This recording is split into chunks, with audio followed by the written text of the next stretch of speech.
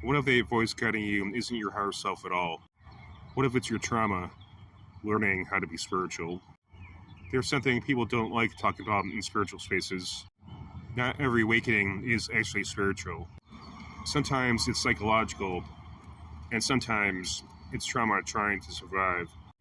When people go through deep pain, abuse, neglect, rejection, loss, the mind adapts.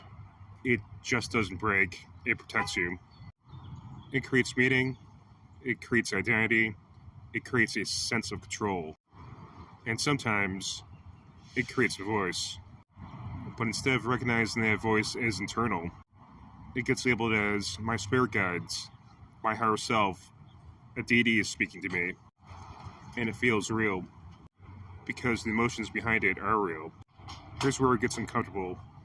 Trauma carries guilt, it carries shame, and it creates a need to feel in control, safe, or special. So that voice starts saying things like, you're chosen, you're on a mission, cut people off, they don't understand you. Or the opposite, you're failing, you're being punished, you're not doing enough. And now what feels like guidance is actually your psyche trying to regulate pain. Real spirituality doesn't trap you in fear.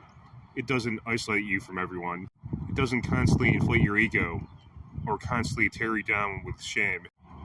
If the guidance feels obsessive, urgent, controlling, or superior, you need to question it.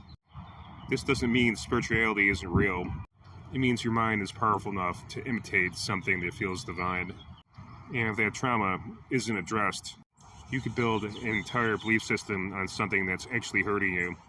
Not every voice is divine. Some of them are wounds trying to be heard. And the real work, the real power, is learning the difference. Not everything speaking to you is something you should follow.